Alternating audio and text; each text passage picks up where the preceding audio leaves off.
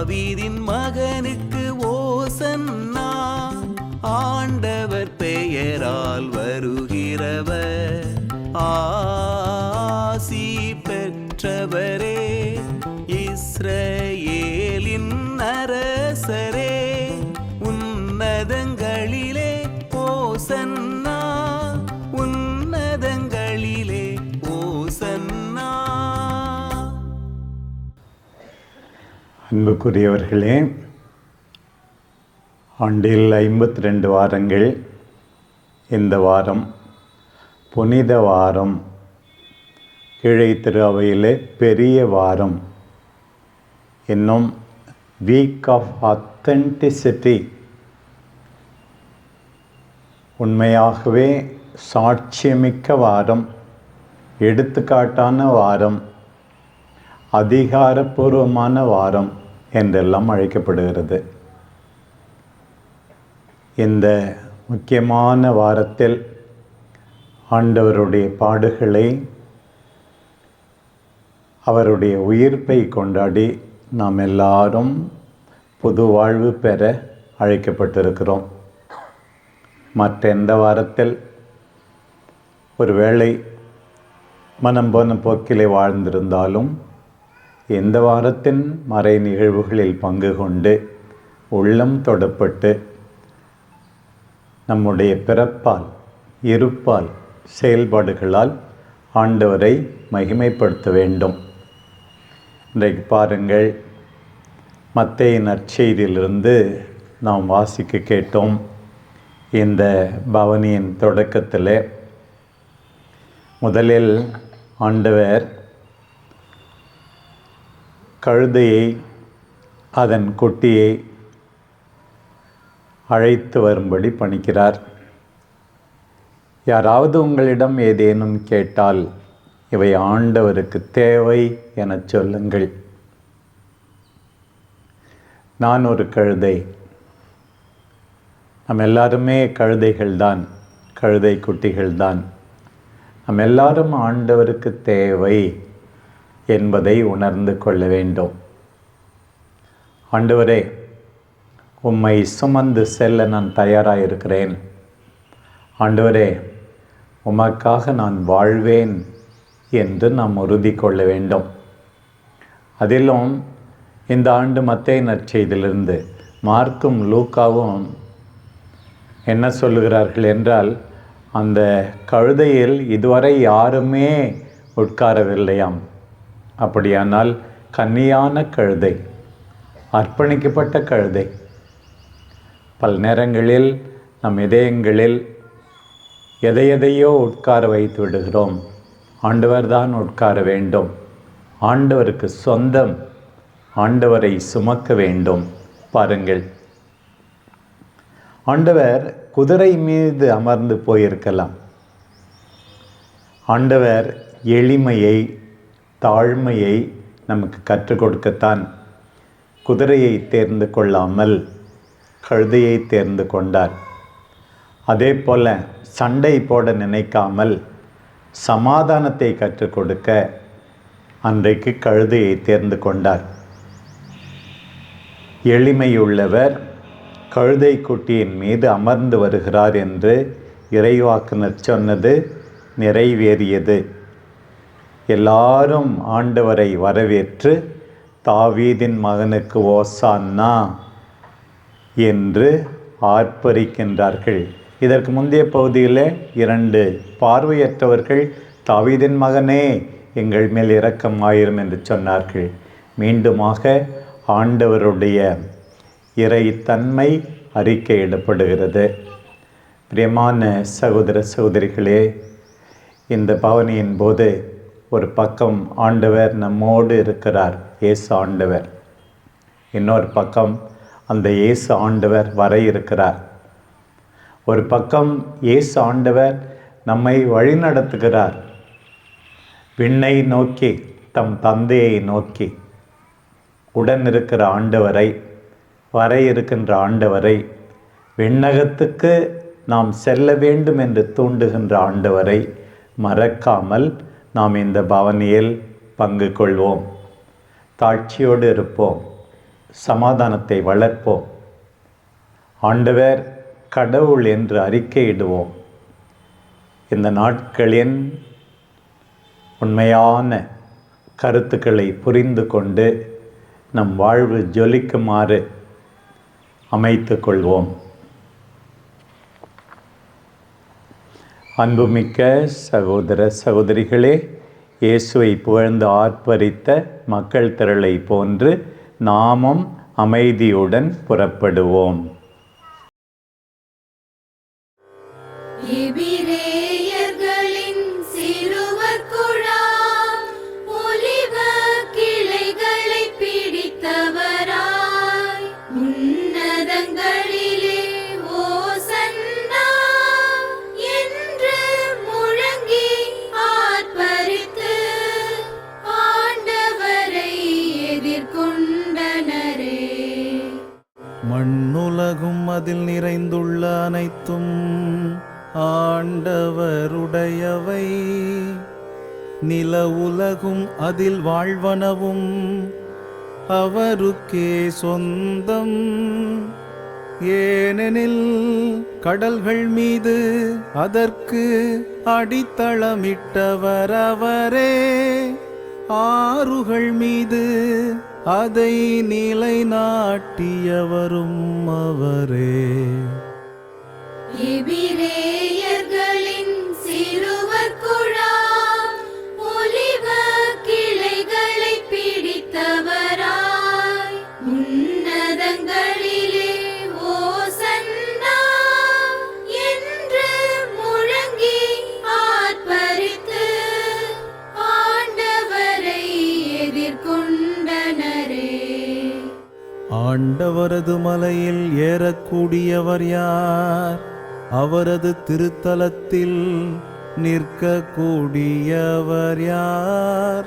கரைப்படாத கைகளும் மாசற்ற இதயமும் உடையவர், பொய்யானவற்றை நோக்கி தம் ஆன்மாவை உயர்த்தாதவர், வஞ்சக நெஞ்சோடு ஆணையிட்டு கூறாதவர்.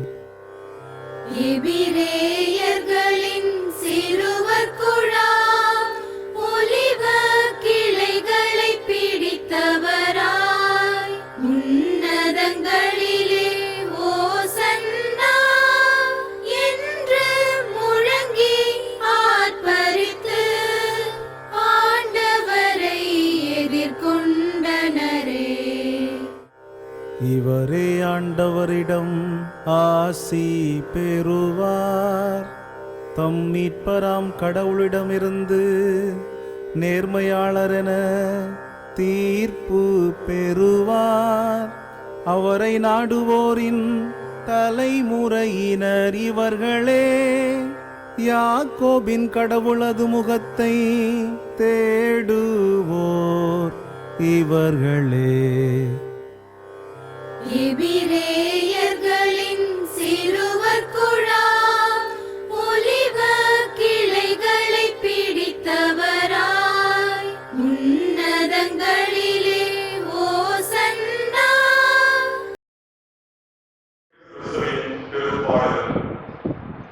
பன்னிருவர் ஒருவனாகிய யூதாசு இஸ்ராயேலும் தலைமை குருவிடம் வந்து, இயேசுவை உங்களுக்கு நான் காட்டிக் கொடுத்தால் எனக்கு என்ன தருவீர்கள் என்று கேட்டார். அவர்களும் 30 வெள்ளி காசுகளை எண்ணி அவனுக்கு கொடுத்தார்கள். அது முதல் அவன் அவரை காட்டிக் கொடுப்பதற்கு வாய்ப்பு தேடிக் கொண்டிருந்தான். புலிபற்ற அப்ப விழாவின் முதல் நாளில் சீடர்கள் இயேசுவை அணுகி வந்து, நீர் பாஸ்கா விருந்துள்ள நாங்கள் எங்கே ஏற்பாடு செய்ய வேண்டும் என விரும்புகிறீர் என்று கேட்டார்கள். இயேசு அவர்களிடம், நீங்கள் புறப்பட்டு நகருக்குள் சென்று இன்னாரிடம் போய், எனது நேரம் நெருங்கி வந்துவிட்டது, என் சீடர்களோடு வீட்டில் பாஸ்கா கொண்டாடப் போகிறேன் என போதகர் கூறுகிறார் எனச் சொல்லுங்கள் என்றார். இயேசு தங்களுக்கு பணித்தபடியே சீடர்கள் செயல்பட்டு பாஸ்கா விருந்துக்கு ஏற்பாடு செய்தார்கள்.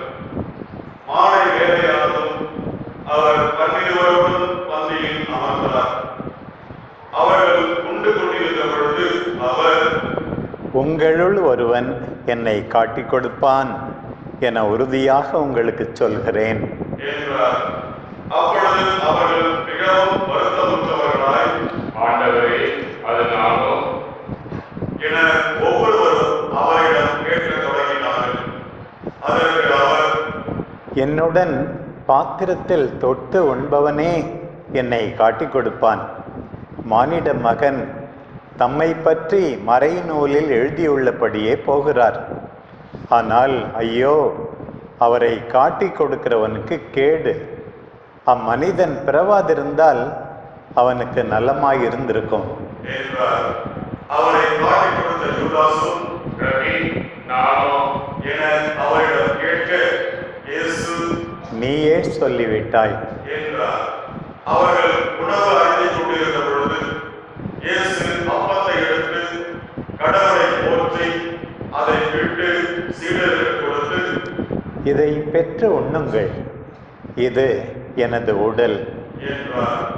பின்பு கிண்ணத்தை எடுத்து கடவுளுக்கு நன்றி செலுத்தி அவர்களுக்கு கொடுத்து, இதில் உள்ளதை அனைவரும் பருகுங்கள், ஏனெனில் இது எனது உடன்படிக்கையின் இரத்தம், பலருடைய பாவ மன்னிப்புக்காக சிந்தப்படும் இரத்தம்.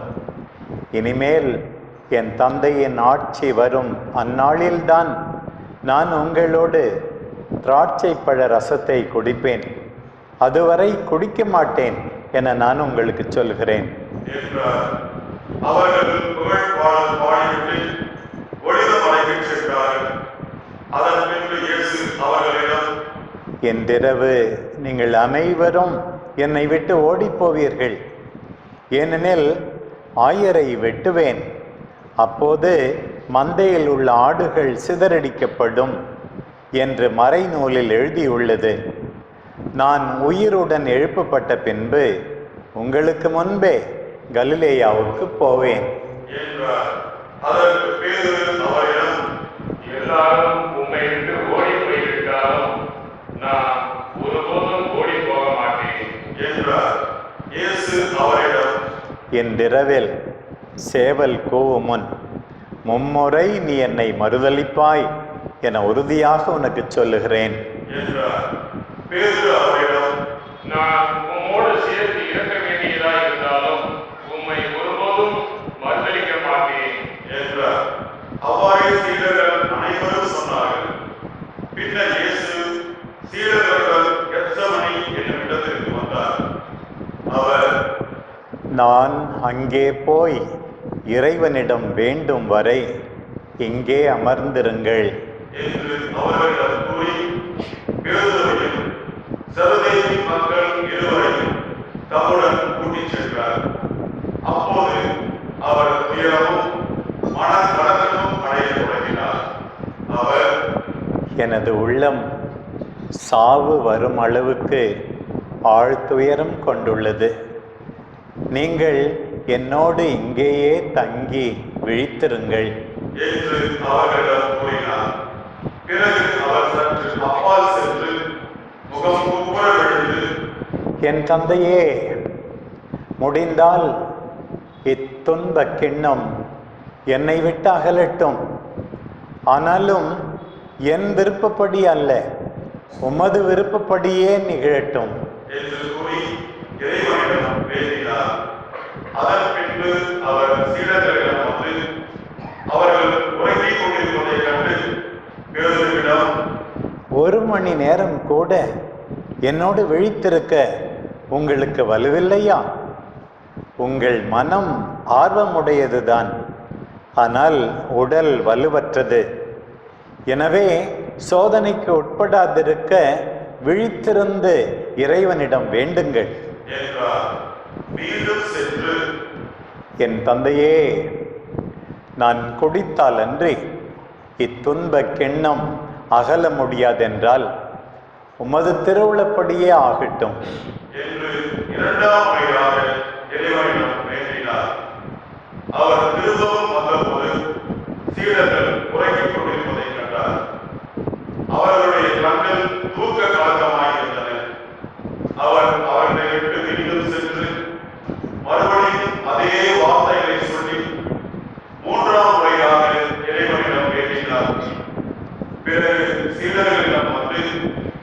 இன்னும் உறங்கி ஓய்வெடுக்கிறீர்களா? பாருங்கள், நேரம் நெருங்கி வந்துவிட்டது. மானிட மகன் பாவிகளின் கையில் ஒப்புவிக்கப்படுகிறார். எழுந்திருங்கள், போவோம். இதோ என்னை காட்டிக் கொடுப்பவன் நெருங்கி வந்து விட்டான் என்று கூறினார்.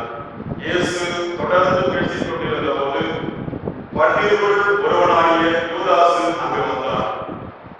அவனோடு குருக்களும் மக்களின் மூப்பர்களும் அனுப்பிய பெரும் கூட்டம் வாள்களோடும் தடிகளோடும் வந்தது.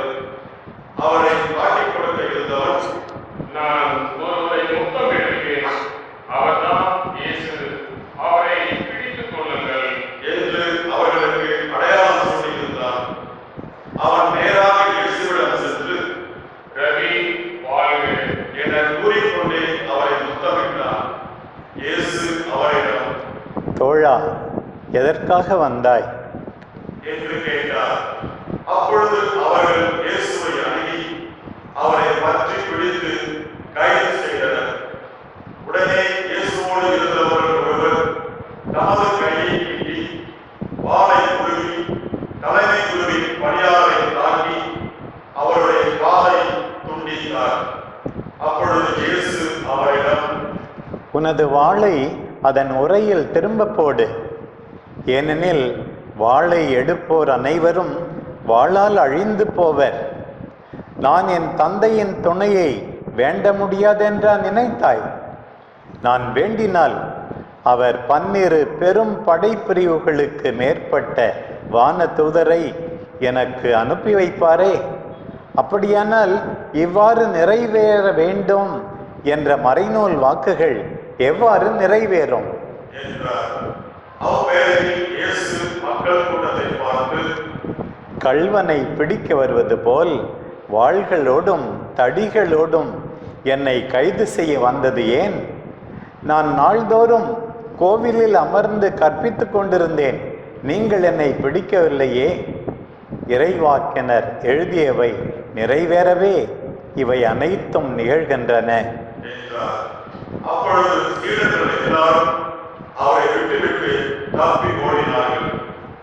இயேசுவை பிடித்தவர்கள் அவரை தலைமை ஒரு கயவாரிடம் கூட்டிச் சென்றார்கள். அங்கே மறைநூல் அறிஞரும் மூப்பர்களும் கூடி வந்தார்கள். பேதுரு தொலைவில் அவரை பின்தொடர்ந்து தலைமை குருவின் வீட்டு உச்சம் வரை வந்து வழக்கின் முடிவை பற்றி தெரிந்து கொள்வதற்காக உள்ளே நுழைந்து காவலரோடு உட்கார்ந்திருந்தார். தலைமை குருக்களும் தலைமை சங்கத்தார் அனைவரும் இயேசுவுக்கு மரண தண்டனை விதிக்க அவருக்கு எதிராக பொய் சாட்சி தேடினர். பல பொய் சாட்சிகள் முன்வந்தும் ஏற்ற சாட்சி கிடைக்கவில்லை.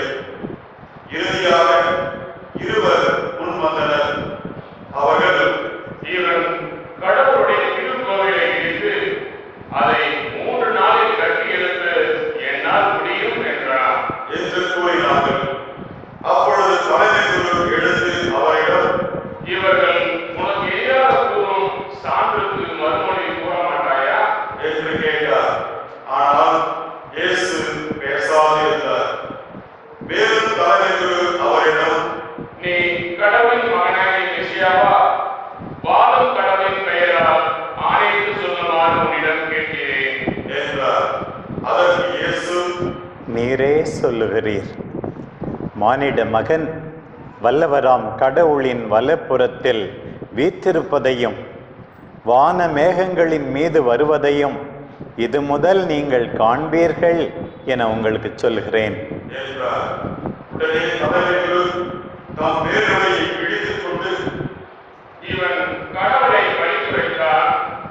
இன்னும் நமக்கு சான்றிதழ் தேவையா? இதோ இப்பொழுது நீங்களே பழிப்புரையை கேட்டீர்களே, நீங்கள் என்ன நினைக்கிறீர்கள் என்று கேட்டார்.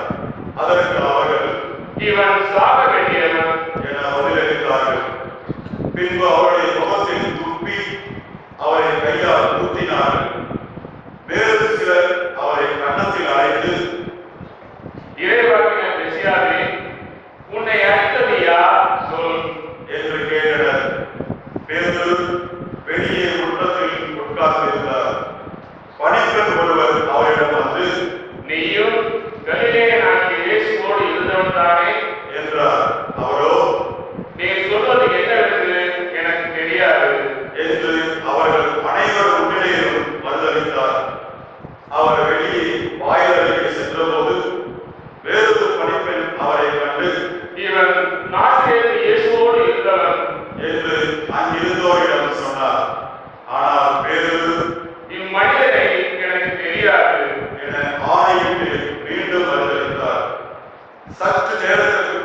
அங்கே நின்றவர்கள் பேதுருவிடம் வந்து, உண்மையாகவே நீயும் அவர்களை சேர்ந்தவனே, ஏனெனில் உன் பேச்சே உன்னை யார் என்று காட்டிக் கொடுக்கிறது என்று கூறினார்கள்.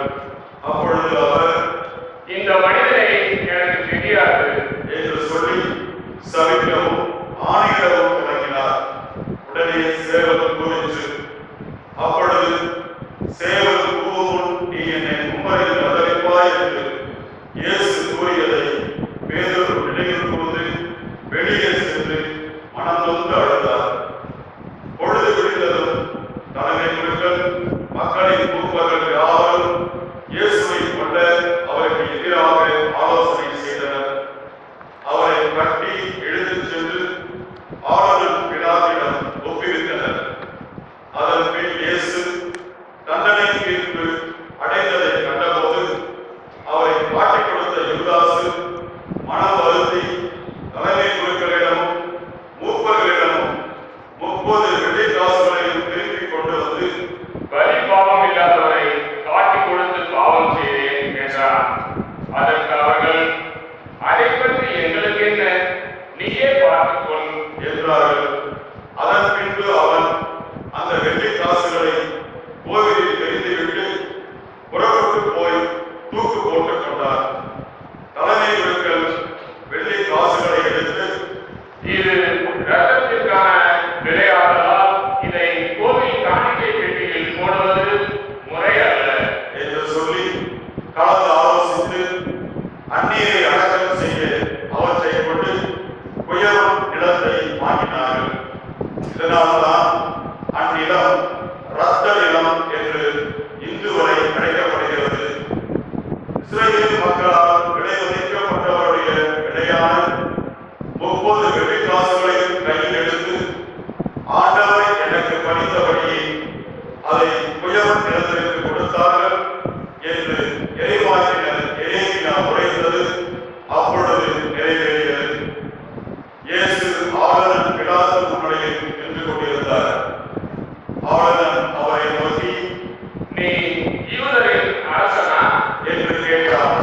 அதற்கு இயேசு, அவ்வாறு நீர் சொல்கிறீர் என்று கூறினார். மேலும் தலைமை குருக்களும் மூப்பர்களும் அவர் மீது குற்றம் சுமத்திய போது அவர் மறுமொழி எதுவும் கூறவில்லை.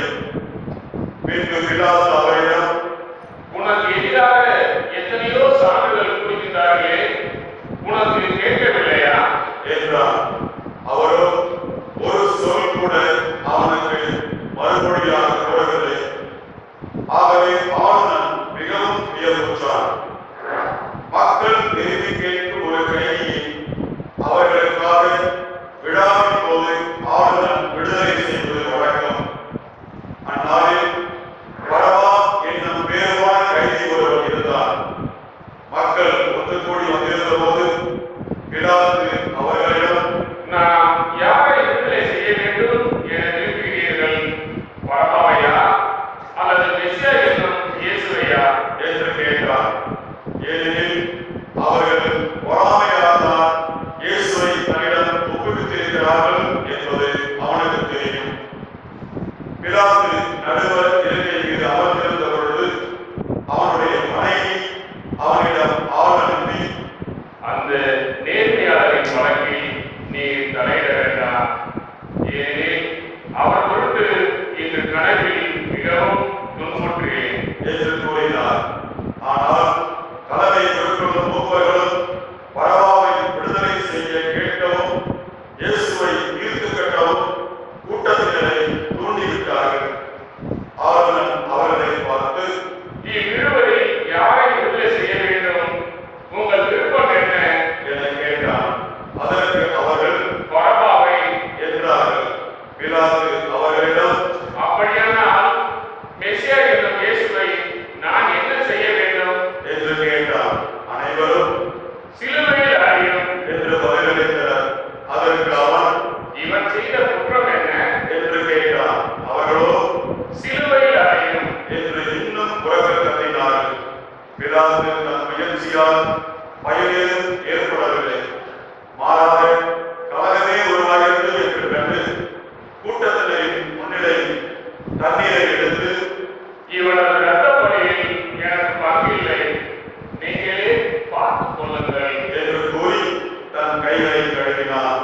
அதற்கு மக்கள் அனைவரும், இவருடைய இரத்தப்பழி எங்கள் மேலும் எங்கள் பிள்ளைகள் மேலும் விளங்கும் என்று பதில் கூறினர்.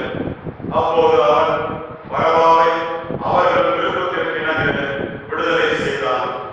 இயேசுவை கசையால் அடித்து சிலுவையில் அறையுமாறு ஒப்புவித்தார்.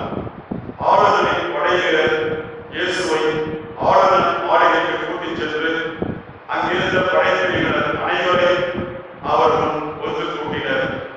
அவருடைய ஆடைகளை குறித்து கருஞ்சிவப்பு நிறமுள்ள கலர் அங்கியை அவருக்கு அணிவித்தனர்.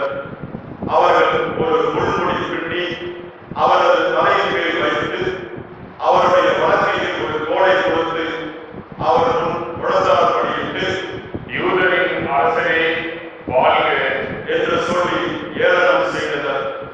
அவர் மீது துப்பி அக்கோலை எடுத்து அவருடைய தலையில் அடித்தனர். அவரை ஏளனம் செய்த பின் அவர் மேலிருந்த கலர் அங்கியை கழற்றிவிட்டு அவருடைய ஆடைகளை அணிவித்து அவரை சிலுவையில் அறைவதற்காக இழுத்துச் சென்றனர். அவர்கள் வெளியே சென்றபோது சீரே ஊரைச் சேர்ந்த சீமோன் என்ற பெயருடைய ஒருவரை கண்டார்கள். இயேசுவின் சிலுவையை சுமக்கும்படி அவரை கட்டாயப்படுத்தினார்கள். மண்டையோட்டு இடம் என்று பொருள்படும் கொல்கத்தாவுக்கு வந்தார்கள். இயேசுவுக்கு கசப்பு கலந்த திராட்சை ரசத்தை குடிக்க கொடுத்தார்கள். அவர் அதை சுவைத்து பார்த்த பின் குடிக்க விரும்பவில்லை.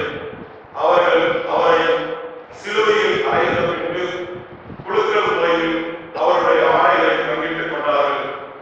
பின்பு அங்கே உட்கார்ந்து காவல் காத்தார்கள். அவரது தலைக்கு மேல் அவரது மரண தண்டனைக்கான காரணத்தை எழுதி வைத்தார்கள். அதில் இவன் யூதரின் அரசனாகிய இயேசு என்று எழுதப்பட்டிருந்தது. அதன் பின் அவருடைய வலப்புறம் ஒருவனும் இடப்புறம் ஒருவனுமாக இரு கல்வர்களை அவருடன் சிலுவைகளில் அறைந்தார்கள். அவ்வழியே சென்றவர்கள் தங்கள் தலைகளை அசைத்து, கோவிலை இடித்து 3 நாளில் கட்டி எழுப்புகிறவனே, உன்னையே விடுவித்துக் கொள். நீ இறைவன் என்றால் சிலுவையிலிருந்து இறங்கி வா என்று அவரை பழித்து வைத்தார்கள்.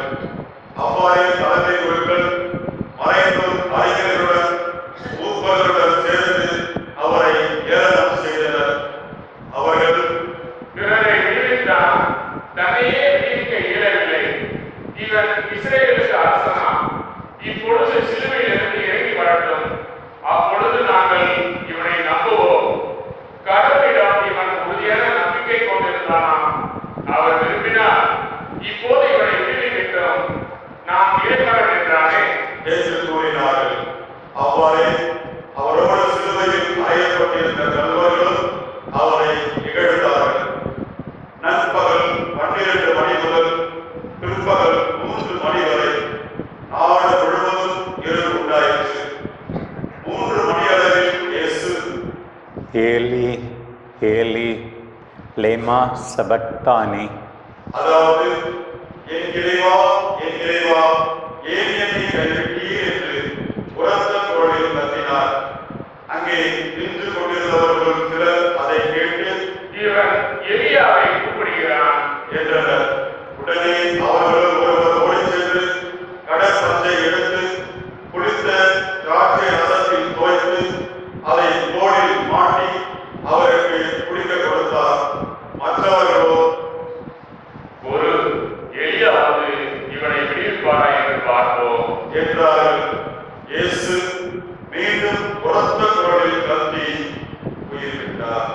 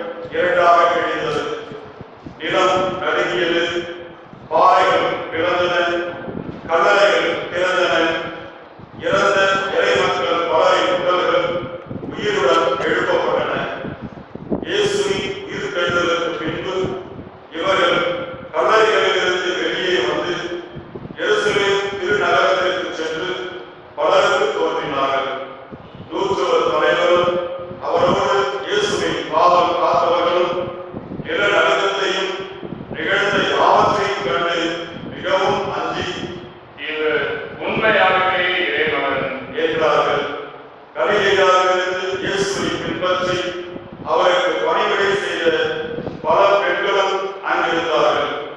அவர்கள் தொலைவில் நின்று உற்று நோக்கிக் கொண்டிருந்தார்கள். அவர்களிடையே மகதலா மரியாவும் யாக்கோபு, யோசேப்பு ஆகியோரின் தாய் மரியாவும் செபதேயுவின் மக்களுடைய தாயும் இருந்தார்கள். மாலை வேளையானதும் அரிமத்தியா ஊரைச் சேர்ந்த யோசேப்பு என்னும் பெயர் கொண்ட செல்வர் ஒருவர் அங்கே வந்தார். அவரும் இயேசுவுக்கு சீடராயிருந்தார். அவர் பிலாத்திடம் போய் இயேசுவின் உடலை கேட்டார்.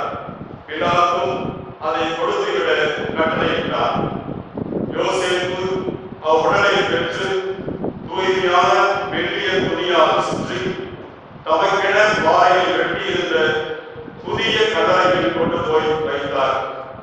அதன் வாயிலில் ஒரு பெரு கல்லை உருட்டி வைத்துவிட்டு போனார். அப்பொழுது மகதலா மரியாவும் வேறொரு மரியாவும் அங்கே கல்லறைக்கு எதிரே உட்கார்ந்திருந்தனர்.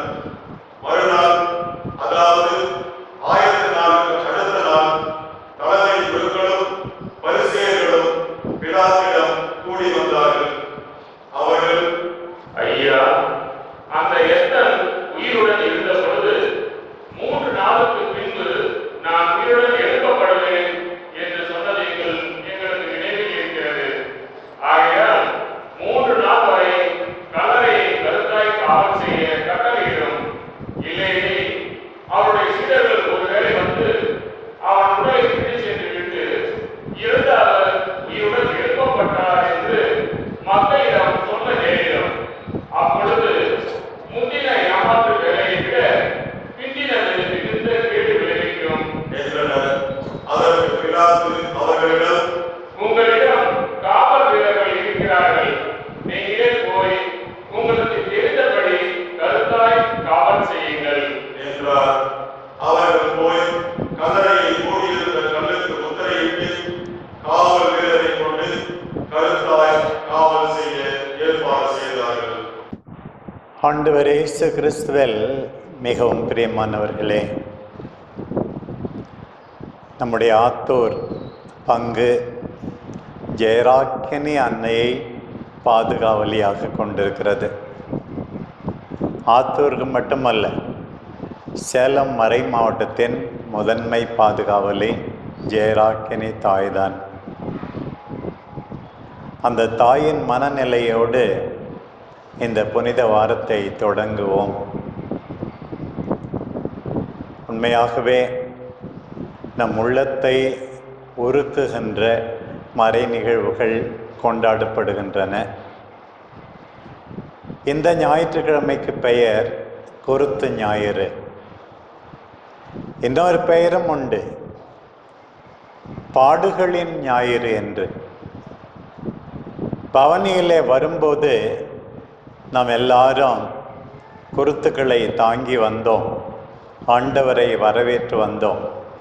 இங்கே வந்த பிறகு பார்த்தால் வாசகங்கள், ஜெபங்கள் எல்லாமே ஆண்டவருடைய பாடுகளை பற்றியது.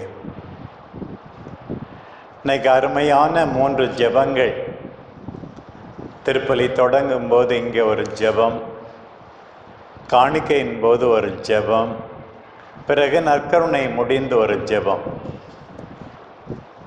தொடக்க ஜெபத்தில், ஆண்டவரே சிலுவையை சுமந்தீரே, நாங்கள் எல்லாரும் தாழ்ச்சியையும் பொறுமையையும் கற்றுக்கொள்வோமாக. இவ்வாறு நம்முடைய முதல் ஜெபம். பிரியமானவர்களே, தாழ்ச்சியும் பொறுமையும் இருந்தால் நம்முடைய குடும்பங்கள் இன்னும் கொஞ்சம் மகிழ்ச்சியாக இருக்கும். அதை கற்றுக்கொள்ள ஜெபித்தோம். திருப்பி காணிக்கையின் போது ஒரு அருமையான ஜெபம். ஆண்டவரே, எங்கள் சொந்த சக்தி போதாது, எங்கள் மீது இரக்கமாயிரம், எங்களை புனிதப்படுத்தும் என்று வேண்ட போகிறோம். நம்ம எல்லாருக்கும் கொஞ்சம் அதிகமாக புனிதம் தேவைப்படுகிறது, ஆண்டவருடைய இரக்கம் தேவைப்படுகிறது, வல்லமை தேவைப்படுகிறது. எனவே அதற்காக ஜெபிக்கிறோம். கடைசியாக நற்கருணை மன்றாட்டில் இறுதி நன்றி மன்றாட்டில் இவ்வாறு ஜெபிக்கிறோம். ஆண்டவரே, என்னத்தை கண்டோம் என்று மனமுடிந்து விடுகிறோம்.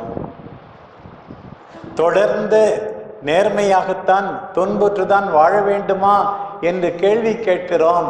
ஆண்டவரே, எங்களுக்கு விடாமுயற்சியை தாரும். உம்மை பின்பற்றுவதில், உமக்கு உண்மையாக இருப்பதில், உமக்கு பிரமாணிக்கமாக வாழ்வதில் விடாமுயற்சியை தாரும் என்று வேண்ட போகிறோம். எவ்வளவு அருமையான செய்திகள் பாருங்கள் இன்றைய ஜெபங்கள் வழியாக.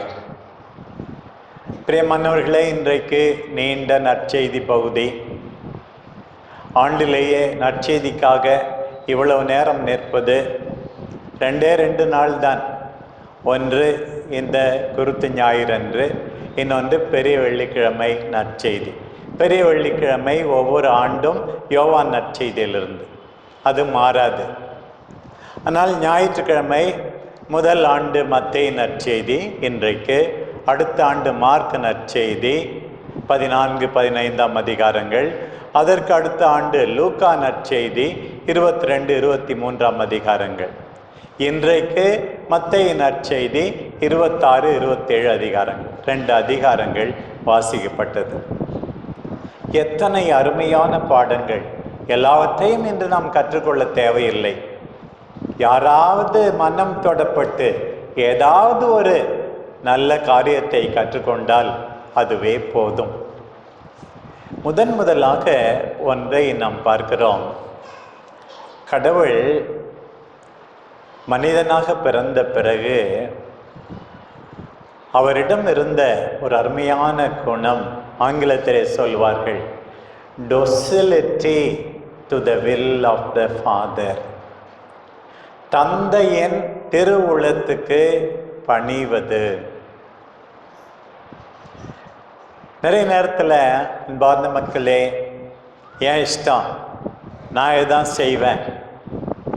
வீட்டில் டிவி பார்க்கும்போது கூட சின்ன பிள்ளைங்க 2 பேர் அண்ணன் தம்பி இருந்தால் என்னுடைய சேனல் தான் போடணும், கார்ட்டூன் தான் போடணும், கிரிக்கெட் தான் போடணும், இந்த படம் தான் பார்க்கணும்.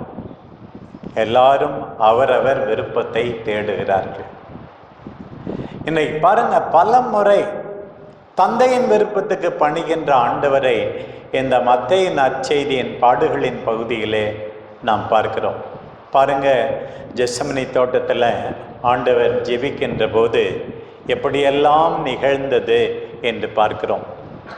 சீடர்களிடம் சொல்லுகிறார், சற்றே தங்கி என்னோடு விழித்திருங்கள், ஜெபிக்கணும்.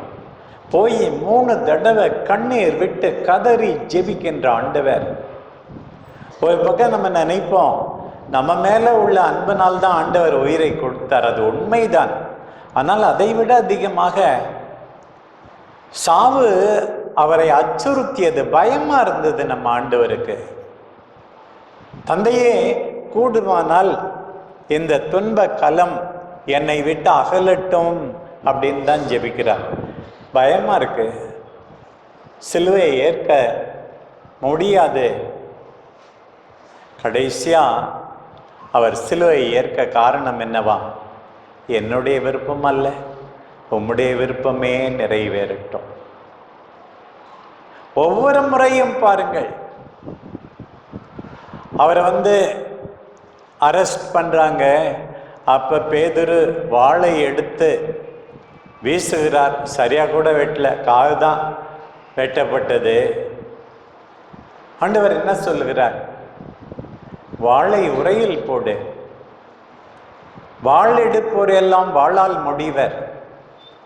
என் தந்தையை கேட்டிருந்தால் 12 பெரும் படைப்பிரிவுகளை அனுப்பி என்னை காக்காமலா இருந்திருப்பார். இருந்தாலும் தந்தையின் விருப்பம் நிறைவேறட்டும் அப்படின்னு சொல்லப்பார். திருப்பி திருப்பி பாருங்க, கடவுளுடைய விருப்பம், கடவுள் சித்தம். இதை சொல்ல நாம் எல்லாரும் கற்றுக்கொள்ள வேண்டும். அப்புறம் திருப்பி ஆண்டவர் சொல்றார், மறைநூல்ல எழுதியிருப்பதெல்லாம் எப்படி நிறைவேறும்? ஓ இஷ்டப்படி நீ நடந்தால் எல்லாம் தந்தையின் விருப்பம், மீண்டும் மீண்டும் தந்தையின் விருப்பம். பாருங்க, இன்றைக்கு வாசிக்கப்பட்ட முதல் வாசகத்தில் எப்படி நமக்கு கொடுக்கப்பட்டுள்ளது என்று இறைவாக்குனர் எசாயா நூலிலிருந்து துன்புறும் ஊழியனின் பாடல் 4 இருக்கிறது. அதிலே 3வது பாடல், கற்றோனின் நாவை எனக்கு அளித்துள்ளார், காலைதோறும் அவர் என்னை தட்டி எழுப்புகின்றார். கற்போர் கேட்பது போல் நானும் செவி கொடுக்கச் செய்கின்றார். ஆண்டவராகிய என் தலைவர் என் செவியை திறந்துள்ளார். இப்ப நம்ம எல்லாரும் ஆண்டவர் சொல்வதை கேட்டால் அவருடைய விருப்பத்தை செய்வோம். அதுதான் இங்க சொல்லியிருக்கு, காலை தோறும் தட்டி எழுப்புறாராம். எனக்கு கற்றோனின் நாவை தந்துள்ளார், என் செவியை திறந்து வைக்க ஆண்டவர் கற்றுக் கொடுக்கிறார். பிரியமானவர்களே, ஆண்டவருடைய வார்த்தையை கேட்கணும்னு நான் திருப்பி சொல்றது தான் ஏன் இஷ்டம், ஏன் விருப்பம் என்று மற்றவர்களை நாம் காயப்படுத்தி கொண்டே இருக்க மாட்டோம். அப்படிப்பட்டவர் தான் நம் ஆண்டவர் இயேசு. கற்றோனின் நாவை கொடுக்கிறார், நல்லதொரு செவியை கொடுக்கிறார். அப்படி நாம் எல்லாரும் பெற்றுக்கொள்ள இன்றைக்கு முயற்சி எடுக்க வேண்டும். நான் கிளர்ந்தெழவில்லை, விலகிச் செல்லவில்லை. அடிப்போருக்கு என் முதுகையும் தாடியை பிடுங்குவோருக்கு என் தாடையையும் ஒப்புவித்தேன். காரி உமிழ்வோர்க்கு என் முகத்தை மறைக்கவில்லை. ஆண்டவர் துணை நிற்கிறார். பாருங்கள், இதுதான் இன்றைக்கு முதல் செய்தி. ஆண்டவருடைய விருப்பத்தை தேடுவது. இந்த 2வது வாசகத்திலும் அதேதான். கடவுள் தன்மையில் விளங்கிய அவர் கடவுளுக்கு இணையாயிருக்கும் நிலையை வலிந்து பற்றி கொண்டிருக்க வேண்டியதொன்றாக கருதவில்லை. தம்மையே வெறுமையாக்கினார். கடவுளுடைய விருப்பம், தந்தையின் விருப்பம். வெறுமையாக்கினார், அடிமையின் வடிவை ஏற்றார். சாவை ஏற்கும் அளவுக்கு, சிலுவை சாவை ஏற்கும் அளவுக்கு கீழ்ப்படிந்து தம்மையே தாழ்த்தி கொண்டார். இதுதான் இன்றைக்கு ஆண்டவர் நம் எல்லாருக்கும் சொல்வது, என் விருப்பத்தை தேடு, எனக்கு கீழ்ப்படி. ஆண்டவருடைய விருப்பத்தை தேட வேண்டும். நாம் எல்லாரும் கீழ்ப்படிய வேண்டும். இதை ஒருபோதும் நாம் மறந்துவிடக்கூடாது. பிரியமானவர்களே, இந்த பாடுகளினோட எத்தனையோ நிலைகளிலே ஆண்டவர் துன்புறுவதை நாம் பார்க்கிறோம். இந்த துன்பங்கள் எல்லாம் நமக்கு இன்னொரு பாடத்தையும் அருமையாக கற்றுக் கொடுக்கின்றன. எவ்வளவு துன்பம், உடலிலே துன்பம், அடி, முள்முடி, சாட்டையால் அடி, இப்படி எவ்வளவோ நிகழ்கின்றது பாருங்கள். இன்னொரு பக்கம் மனத்திலே துன்பம். யூதாஸ் காட்டிக் கொடுப்பதால் துன்பம், பேதுரு ராயப்பர் மறுதலிப்பதால் துன்பம், ஏளனம் செய்வோரால் துன்பம், வசைபாடுவோரால் துன்பம், போவோர் வருவோரால் துன்பம்.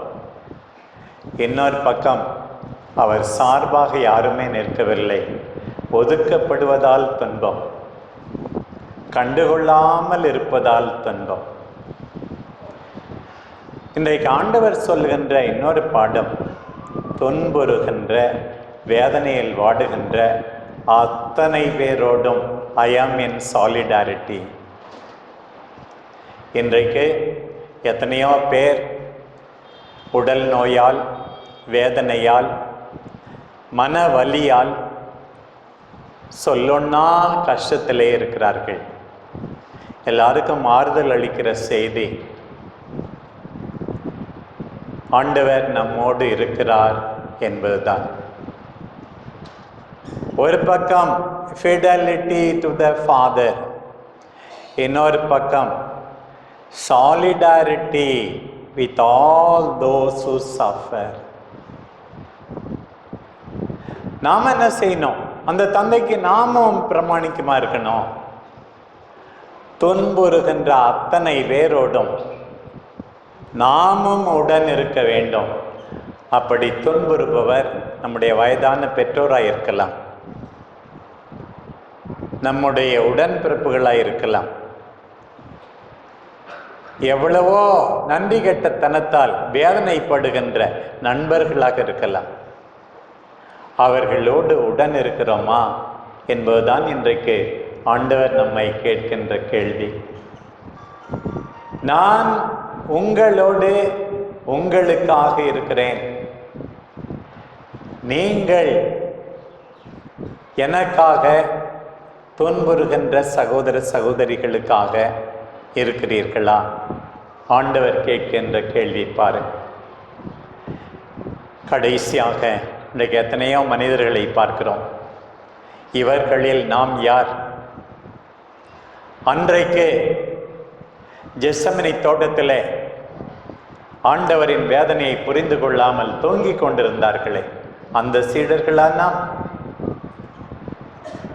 முத்தமிட்டு ஆண்டவரை காட்டிக் கொடுத்தானே, அந்த யூதாசா நாம்? அவரை தெரியவே தெரியாது என்று மறுதலித்தாரே பேதுரு, அவரா நாம்? கிடைத்ததுடா வாய்ப்பு என்று சொல்லி ஆண்டவரை குத்தினார்களே, காயப்படுத்தினார்களே, அறைந்தார்களே, காரி உமிழ்ந்தார்களே, அவர்களா நாம்? பல்வேறு வேதனைக்கு ஆண்டவரை ஆளாக்க காரணமாயிருந்து எதுவும் தெரியாது போல கை கழுவினானே பிலாத்து, அவனா நாம்? அந்த பிலாத்துவின் மனைவி அந்த நீதிமானின் காரியத்தில் தலையிட வேண்டாம் என்று கெஞ்சி கேட்டாளே, அந்த பெண்ணா நாம்? இவர் உண்மையாகவே கடவுளின் மகன் என்று நூற்றுவர் தலைவன் அறிக்கையிட்டானே, அவனா நாம்? இந்த மற்ற நற்செய்திகளின்படி எருசலேம் பெண்கள் கண்ணீர் விட்டு கதறி அழுதார்களே, அவர்களா நாம்? நடந்ததையெல்லாம் பார்த்து பெண்கள் மார்பில் அறைந்து கொண்டு வீடு திரும்பினார்கள் என்று லூக்கா தன்னுடைய நற்செய்தியிலே சொல்லுகிறாரே, அப்படி மனம் மாறி வீடு செல்பவர்களா நாம்?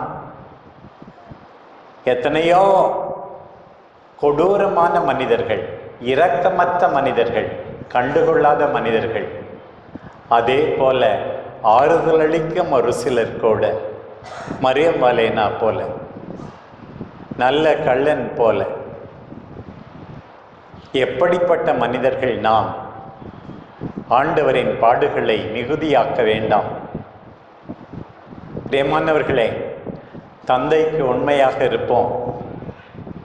துன்புறுகின்ற நம் சகோதர சகோதரிகளோடு உடன் இருப்போம். பாடுகளினோடே பொறுமை காப்போம், விடாமுயற்சியுடன் இருப்போம்.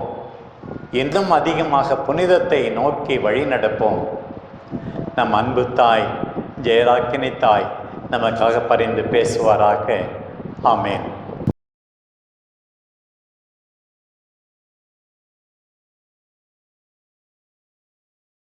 காணிக்கை தர நான் வருகின்றேன், உன் கரங்களில் என்னை தருகின்றேன்.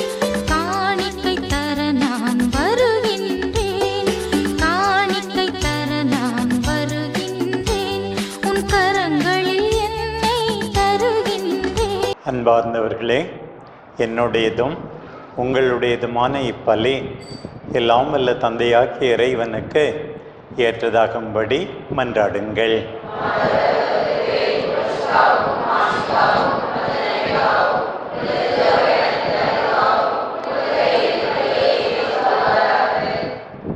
ஆண்டவரே, ஒரே திருமகனின் பாடுகளால் நீர் எம்மீது கொண்டுள்ள இரக்கம் நெருங்கி வருவதாக. எங்கள் செயல்களால் தகுதியற்றவர்கள் ஆயினும் இந்த ஒரே பலியின் ஆற்றலால் உமது இரக்கத்தை முன்கூட்டியே நாங்கள் கண்டுணர்வோமாக. எங்கள் ஆண்டவராகிய கிறிஸ்து வழியாக உம்மை மன்றாடுகின்றோம்.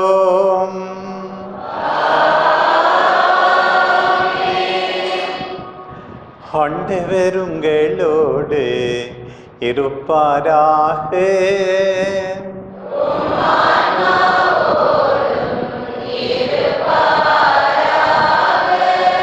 இதயங்களை மேலே எழுப்புங்கள்.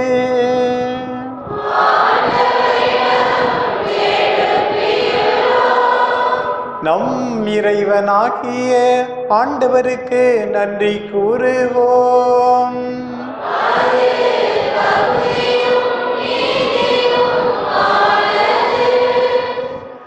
ஆண்டவரே, தூயவரான தந்தையே,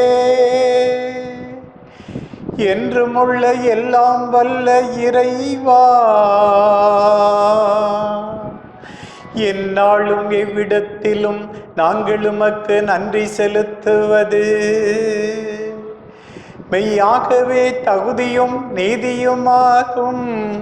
எங்கள் கடமையும் மீட்புக்குரிய செயலுமாகும்.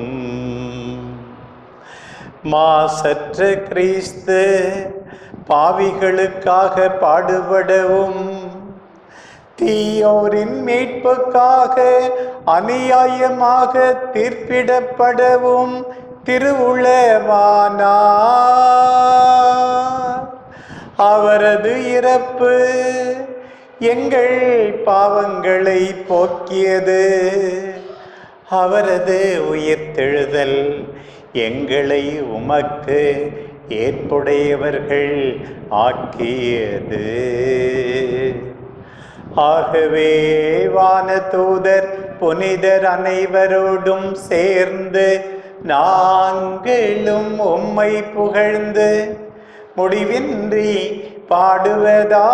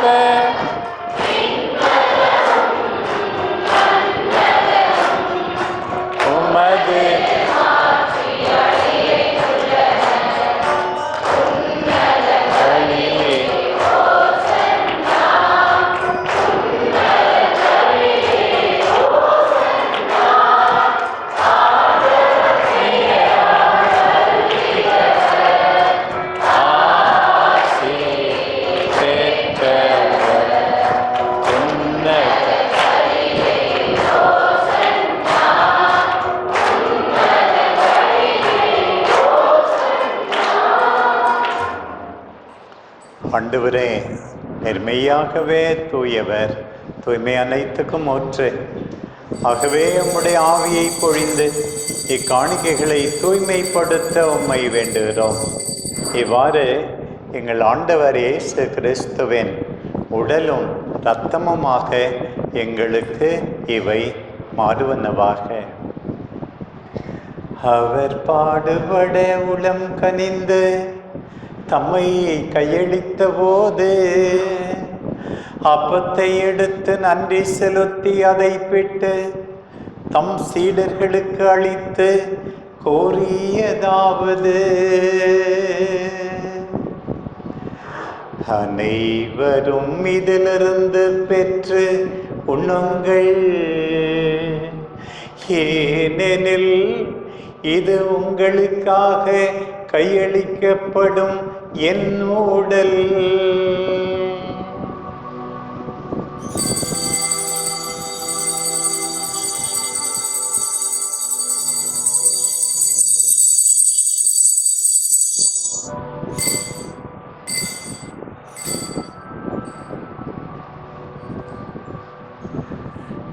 அவ்வண்ணமே இரவு விருந்தை அருந்திய பின் கிண்ணத்தையும் எடுத்து மீண்டும் உமக்கு நன்றி செலுத்தே தம் சீடர்களுக்கு அளித்து அவர் கூறியதாவது: அனைவரும் இதிலிருந்து பெற்று பருகுங்கள், ஏனெனில் இது புதிய நிலையான உடன்படிக்கைக்குரிய என் இரத்தத்தின் கிண்ணம். இது பாவ மன்னிப்புக்கென்று உங்களுக்காகவும் பலருக்காகவும் சிந்தப்படும். இதை என் நினைவாக செய்யுங்கள்.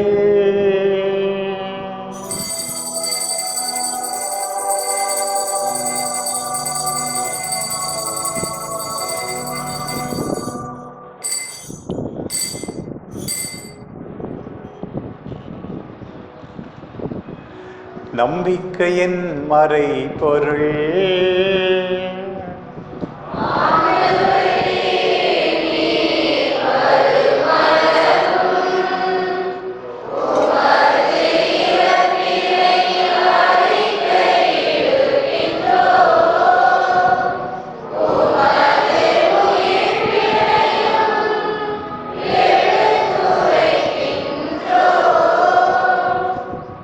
ஆகவே ஆண்டவரே, நாங்கள் கிறிஸ்துவின் இறப்பினையும் உயிர்ப்பினையும் நினைவு கூர்ந்து வாழ்வு தரும் அப்பத்தையும் மீட்பளிக்கும் கிண்ணத்தையும் உமக்கு ஒப்பு கொடுக்கின்றோம். உம் திருமுன்னிருந்து ஊழியம் புரிய தகுதியுள்ளவரென எங்களை ஏற்றுக்கொண்டீர். எனவே உமக்கு நன்றி செலுத்துகின்றோம். மேலும் கிறிஸ்துவின் உடலிலும் இரத்தத்திலும் பங்கு கொள்ளும் எங்களை தூய ஆவியார் ஒன்று சேர்க்க வேண்டும் என தாழ்மையுடன் மன்றாடுகின்றோம்.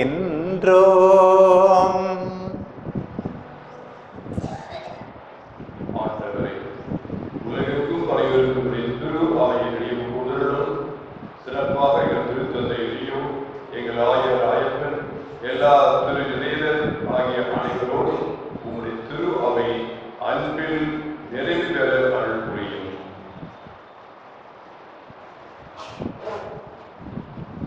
மேலும் உயிர்த்தெழும் எதிர்நோக்குடன் துயிலும் எங்கள் சகோதர சகோதரிகளையும் இறந்தோர் அனைவரையும் இரக்கத்துடன் நினைவு கூர்ந்து திரும்புகோளில் ஏற்றுகளும் எங்கள் அனைவர் மீதும் இரக்கமாகியும் கடவுளின் கன்னிதாயான புனித மரியா, அவருடைய கணவரான புனித யோசேப்பு, புனித திருத்தூதர்கள், இவ்வுலகில் உகந்தவராய் இருந்தவர் ஆகிய புனிதர் அனைவருடனும் நாங்கள் நினைவாழ்வில் பகுதிகளும் தகுதி பெற்று திருமகன் இயேசு கிறிஸ்து வழியாக புகழ்ந்தேற்றுமாறு நல்லமை மன்றாடுகின்றோம்.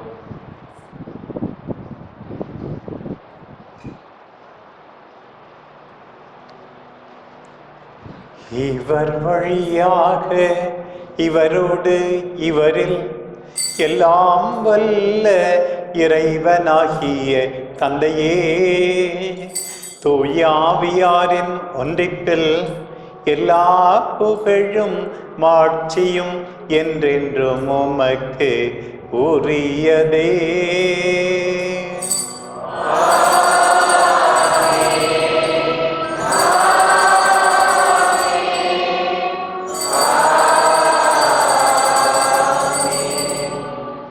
மீட்பரின் கட்டளையால் கற்பிக்கப்பட்டு இறை படிப்பினையால் பயிற்சி பெற்ற நாம் துணிந்து வேண்டுவோம்.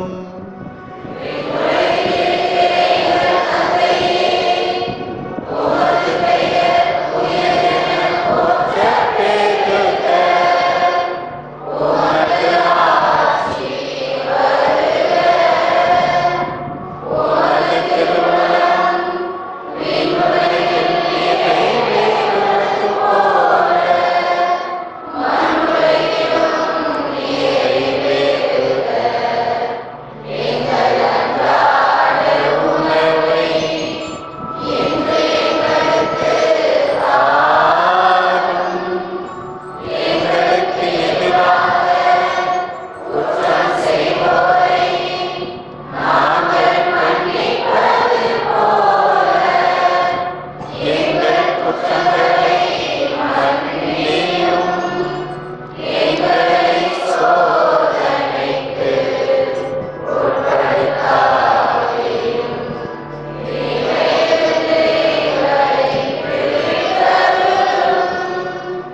ஆண்டவரே, தீமை அனைத்திலிருந்தும் எங்களை விடுவித்து எங்கள் வாழ்நாளில் அமைதியை கனிவுடன் அருள உம்மை மன்றாடுகின்றோம். உமது இரக்கத்தின் உதவியால் நாங்கள் பாவத்திலிருந்து எப்போதும் விடுதலை பெற்று யாதொரு கலக்கமுமின்றி நலமாயிருப்போமாக. நாங்கள் எதிர்நோக்கியிருக்கும் பேரின்பத்துக்காகவும் எம் மீட்பராம் இயேசு கிறிஸ்துவின் வருகைக்காகவும் காத்திருக்கின்றோம்.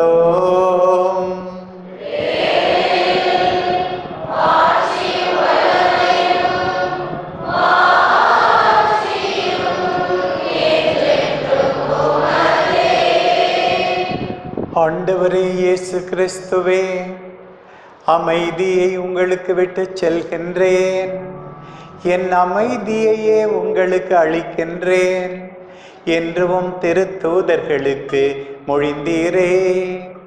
எங்கள் பாவங்களை பாராமல் உமது திரு அவையின் நம்பிக்கையே கண்ணோக்கி உமது திருவுளத்துக்கேற்ப அதற்கு அமைதியையும் ஒற்றுமையையும் அளித்தருள்வீராக. என்றென்றும் வாழ்ந்து ஆட்சி செய்கின்றவர் நீரே.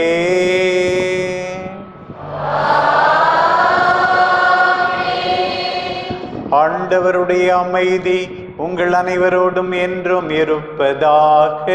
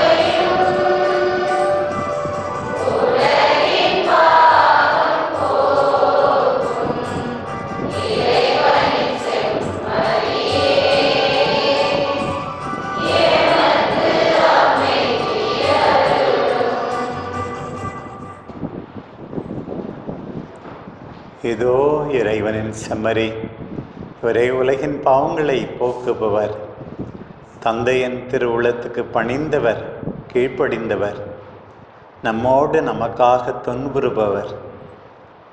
இவருடைய திருவிருந்திலே பங்கு பெறுகிற நம் எல்லாரும் எவ்வளோ பேறு பெற்றவர்கள்.